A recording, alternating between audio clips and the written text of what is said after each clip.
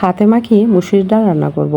একটি আলু কুচি করে নিয়ে নিয়েছি, 2টা পেঁয়াজ নিয়ে নিলাম, 4টি কাঁচামরিচ, অল্প একটু সরিষার তেল আর স্বাদ মতো লবণ নিয়ে নিচ্ছি। এখানে যতগুলো উপকরণ নিয়ে নিলাম আপনারা আপনাদের স্বাদ মতো দিয়ে নেবেন। এবার ভালো করে মাখিয়ে নিচ্ছি।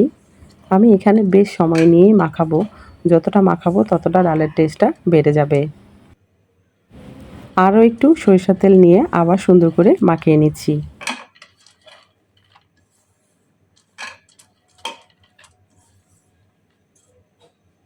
এবার পরিমাণ মতো পানি দিয়ে দিব। আমি যেহেতু ডালটা অনেক পাতলা করব না, একটু গাঢ় গাঢ় মাখা মাখা হবে, সেই অনুপাতে পানিটা দিয়ে দিলাম। কড়াইতে আমি অল্প একটু সরিষার তেল দিয়ে দিলাম, তার সাথে শুকনো মরিচ 2টা, একটা রসুন আর সাথে গোটা কয়েক কালো জিরে দিয়ে দিব। যখন ব্রাউন ব্রাউন হয়ে যাবে তখন আমি ডালে ছেড়ে দিব। এটাকে আমরা বাগার বলে থাকি।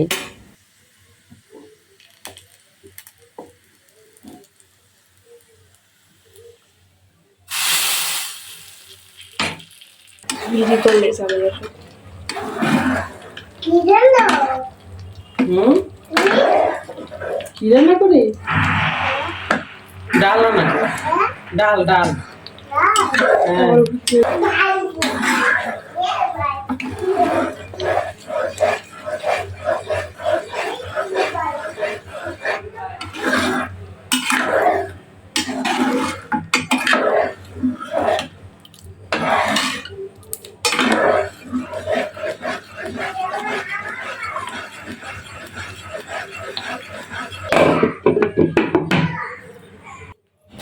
আসসালামু আলাইকুম মাই ইউটিউব ফ্যামিলি, কেমন আছেন সবাই? আই হোপ সবাই ভালো আছেন।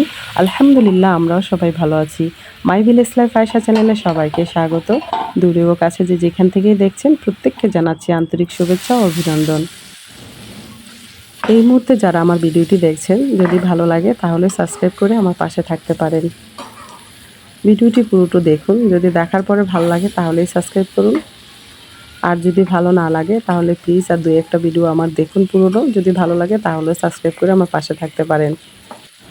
আর যারা পুরনো বন্ধুরা আছেন তাদেরকে অসংখ্য ধন্যবাদ আমার সাথে থাকার জন্যে। প্লিজ আপনাদের কাছে অনুরোধ রইল লাইক দিয়ে ফুল ওয়াচ করার। ঘড়িতে বাজে 8:30টার মতো। প্রচণ্ড পরিমাণে খিদা লেগেছে। খিদা লাগাটাই স্বাভাবিক। সারাদিন আমি ভাত খাইনি, আসলে কাজের ব্যস্ততায় ভুলে গিয়েছিলাম। তো যাই হোক, 4টে এখন খেয়ে নিচ্ছি। বন্ধুরা এই মুহূর্তে এসে যদি ভুলে যেয়ে থাকেন আমাকে লাইক দেওয়ার, মানে ভিডিওতে লাইক দেওয়ার, তাহলে প্লিজ দিতে পারেন। আর এই সময়টাই অনেক সেন্সিটিভ। এই সময়টা এসেই বেশিরভাগ বন্ধুরা আপনারা চলে যান, অন্য কোনো ভিডিও দেখেন বা স্কিপ করেন আমার ভিডিওটা। প্লিজ রিকোয়েস্ট হলো ফুল ওয়াচ করার।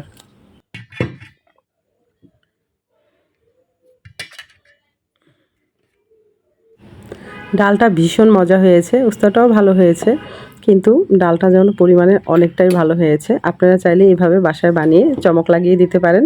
আঙ্গুল চেটেপুটে খাবে ইনশাআল্লাহ, কথা দিচ্ছি।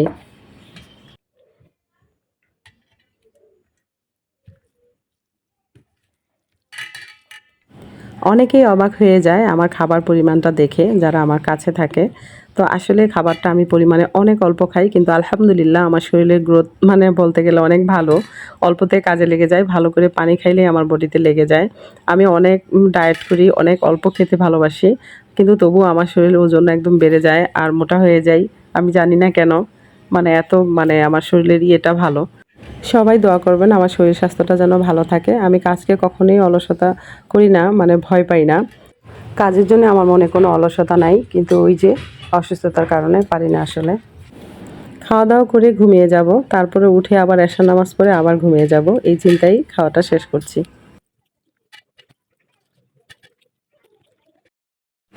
গুড মর্নিং সবাইকে। যথারীতি নামাজ আর কোরআন শেষ করে আবার কাজে লেগে পড়ছি। মাইশামনির হেয়ার ব্যান্ডগুলো একটা বক্সে রাখছি, এলোপাথারি ছড়িয়ে রাখে মেয়েটা আমার, এখনও গুছানো শিখেনি।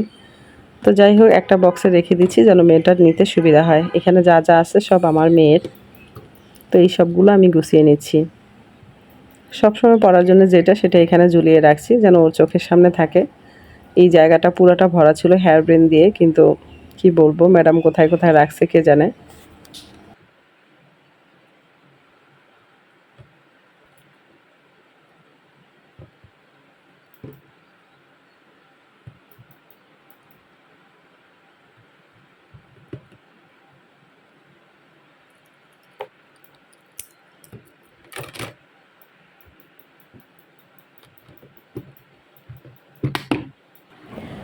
বাচ্চারা কোরআন পড়ার পর যে জায়গাটা রাখে, যে র্যাকটা, সেই র্যাকটা মুছে নিলাম। অনেক দিন হলো ধুলাবালি হয়ে গিয়েছে একদম। ঈদের সময় মুছতে পারি নাই আসলে এই জায়গাটা। ড্রয়িং রুমটা আমি ধরতেই পারছি না সময়ের অভাবে। তো কিছু করার নেই। আমি যা যা আছে সব পরিষ্কার করে নিচ্ছি। জায়নামাজ আছে কিছু, সেগুলোও ঠিকঠাক করলাম। ওরা নামাজ পড়ে, এটাই আলহামদুলিল্লাহ। কি বললেন তো, বাচ্চা ছেলে বাচ্চা তো ভালো করে গুছিয়ে রাখতে পারে না। তো কয়েকদিন পর পরই আমার এটা গুছাতে হয়, যেহেতু ড্রয়িং রুম এটা দেখতে খারাপ দেখা যায়, কিন্তু কিছু করার নেই আসলে। এত পরিমাণ চাপ এখন বলে বোঝানো যাবে না। কি বলুন তো, আমি কাজকর্ম করি, সব কিছুই করি ঠিক আছে, বাট অনেক সময় দেখা যায় কি, মানে কাজের জন্য মনটা অনেক খারাপ থাকে। শরীর যখন ভালো থাকে না, আপনার মন তো খারাপ থাকবে বলুন। তখন কি আপনি খিলখিলায় হাসবেন? কখনোই না, তাই না? আমার বেলা কেন, সবাই তো এরকম। আপনি পরিশ্রমে কাজ করতেছেন, তখন তো আপনার মুখে হাসি আসবে না। আর সেটা রিজন যদি নেগেটিভ ধরে মানুষ, যে আমি মন খারাপ, রাগ হয়ে আছি কোনো কারণে, তাহলে দিস ইজ নট ফেয়ার আসলে। কিছু বলার নাই, যার যার মন মানসিকতা, যার যার চিন্তা ভাবনা। আমি পরিশ্রম করি, তারপর ক্লান্ত হয়ে যাই। দেখেন, এডিট করি, তখনও কিন্তু আমার কণ্ঠ আমি নিজেই চিনতে পারি না। এতটা মানে বিধ্বস্ত আমি হয়ে যাই। তো সেই জায়গায় আমি কি খিলখিলিয়ে হাসবো সবার সাথে? সবসময় হাসি আসে? কিন্তু যাই হোক, অনেকেই ভাবে আমি হয়তো মন খারাপ করে আছি। আসলে না, অন্য কোনো কারণে মন খারাপ না। বুঝতে হবে ব্যাপারটা। আমি কতটা দিন ধরে আমার একটানা একদম ননস্টপ আমি কাজ করছি। আমারও তো শরীর, তাই না? তো যাই হোক, আমি সোফাটা ভালো করে ঝেড়ে নিলাম। বাচ্চা-কাচ্চা যেহেতু বসে এলোপাথারি করে, মানে এলোমেলো করে, স্বাভাবিক, বাচ্চারা ঘর, বাচ্চা তো এমন হবেই। তো যাই হোক, আমি কাজ করতেছি, বাচ্চাগুলো আমার, আমি তো আর ফেলে দিতে পারবো না। কাজগুলো আমার স্বভাব, এটাও ফেলে দিতে পারবো না। সো বাচ্চারা এলোমেলো করবে আর আমি গুছাবো। আল্লাহ যেন আমার শরীরটা ভালো রাখে, বাস এতটুকুই, আর কিছু না। যেহেতু স্লিংয়ের মধ্যে মাকড়সার যে ঝোলগুলো ছিল সেগুলো ক্লিন করলাম, তো সোফাতে আবার পড়েছে। তো সেজন্য আবার পুনরায় সোফাটা আমি ঝেড়ে নিচ্ছি সুন্দর করে। তো এই পর্যায়ে এসে দেখি টুকটুক করে সাউন্ড হচ্ছে পাশের রুম থেকে। তখন দেখি আমার দেবরও সজাগ আর আমার বড় ছেলেও সজাগ। তো ওদের বলতেছি ওরা কফি খাবে কিনা, কারণ সকাল ভোরে যেহেতু কিছু একটা আমি খাই, মানে কফি জাতীয় কিছু, হয়তো চা হয়তো কফি। তো সেই জন্য ওদের বলতেছি ওরা খাবে কিনা।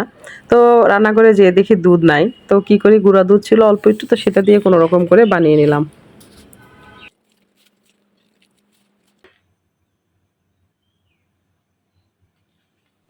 ছোট ছেলেটা পপকর্ন খেতে ভালোবাসে, তো সেই জন্য এই ভুট্টাগুলো রাখা হয় প্রায়শই আমার বাসাতে। তো আজকেও আমি ভাবছি শুধু কফি দিব, সাথে কয়েকটা পপকর্ন দিই। তো ভুলে গিয়েছিলাম, একটু লবণের ছিটা দেওয়ার দরকার ছিল আসলে। তো আমার দেবরকে আর দিলাম, আর আমার ছেলেকে দিলাম। আমার ছেলে তো কফি খেলো না, অনেকবার বললাম খেলো না, তো ওকে শুধু পপকর্ন দিয়েছি। আর দেবরকে কফি, সাথে পপকর্ন দিয়ে দিলাম। যেহেতু বাচ্চা কাচ্চার ঘর, তো সবসময় বিস্কিট আসলে থাকে না, সত্যি কথা বলতে।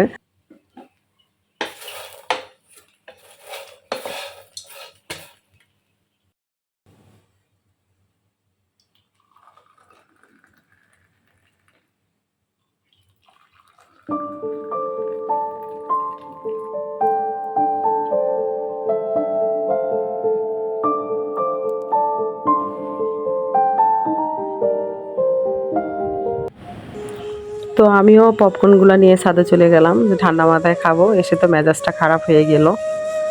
বাচ্চারা মনে হয় কোন বাচ্চা পারছে আমি জানি না, করম চাগুলো এই পাশ থেকে যা ছিল সম্পূর্ণটা পেরে ফেলছে। এতগুলো করম চা নষ্ট করছে। আর নিচে যে জমিনে মাটির মধ্যে পুঁতে রাখছে, চিন্তা করেন অবস্থা। যাই হোক, আমি দেখলাম নিচেও ডাইনিং টেবিলে অনেকগুলা। তো কে এইগুলো করলো আল্লাহ জানে। খাইলে তো ভালো, তাই না? খাইলে তো নষ্ট নেই, কিন্তু এইভাবে নষ্ট করলে তো নষ্ট জিনিসগুলা। আর এখানে আমি যেহেতু লাল শাকের বীজ বুনেছি, আর এখানে এইসবগুলা করছে। মেজাজটাই খারাপ হয়ে গেছে ছাদে যেয়ে আজকে।